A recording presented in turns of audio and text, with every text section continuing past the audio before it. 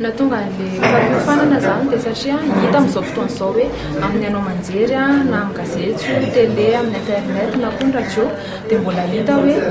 samy hafa be ny fanolorana vaovao indray aloha vaovao mahakasika ny VBG na ny herisetra mifototra amin'ny Marela sy ny Mavivavy indray ny ESE fanarotana mamofady atao amin'ny ankizy ary ny genre Marela sy ny Mavivavy le hoe fahasamihafana hita izay ny eo amin'ny antsipiriany resaka herisetra io ary koa ny fanomezan-danja na ny fampihetrena olona anankiray eo amina sehatra anankiray izay nahatonga ny formation fa manina mpanao gazety sy ny mpanentana satria ireo no hita fa mpisehatra voalohany any anatin'ny amanjery ireo no mitondra ny lahateny rehetra dia ireo no ireny lahateny reny no entiny anivon'ny fiarahamonina dia miraikitra eny foana dia tsy izy fivoarana mihitsy fiarahamonina eto amintsika fa iainan'le herisetra eny foana.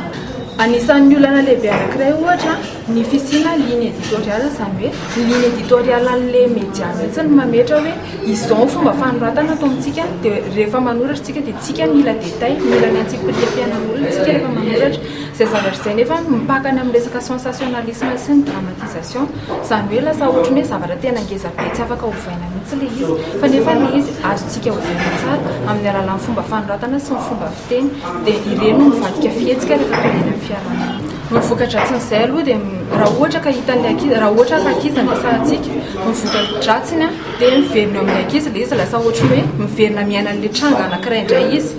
fa raha ohatra ka hoe olon-dehibe indray no miara-ilay izy mitovy amin'izay ihany fa lasa tsy tafavoaka eo amin'ny herisetra mihitsy izy fa miraikitra eo amin'ny toe-javatra anankiray iny izany hoe lasa ohatra hoe tsy manana fiainana hafa ankoatran'izay intsony izy fa mijano eo amin'ny herisetra izay nefa ny zavatra tena tokony hioarana satria ny olombelona mila mivoatra foana ahafahana manome vokatra misimisy kokoa na dia hoe ho an'ny firenentsika fotsiny asa teny tokony hovaina voalohany le tsika mampiasa an'le hoe victime na hiarana izy io dia hovaina an'le hoe voaharo izy io nefa tsy ampiasaina foana fa hoe rehefa mbola tsy nahazo prise en charge na fandraisana tanana le olona victime izy izay rehefa nahazo fandraisana tanana amin'izay izy na dia mbola fandraisana tanana voalohany fotsiny anana hoe nizary izy na tany amin'ny fokotany na teo amin'ny fiarahamonina dia efa anisany voaharo izy izany fa mila zavaina tsara fotsiny amin'ny mpiaino le izy amin'ny mpijery amin'ny mpamaky. Maro ny vondron'olona iasan'ny ekipaty manokana misy ohatra amin'ireo olona miasa amin'ny hôtely eo koa ny ankizy eny anivon'ny sy ny fianarana rehetra eny ary ny agent communautaire izay mifanindran-dalana amin'ity formation ity dia ny fampiofanana an'ireo eny amin'ny hôtely fampiofanana ny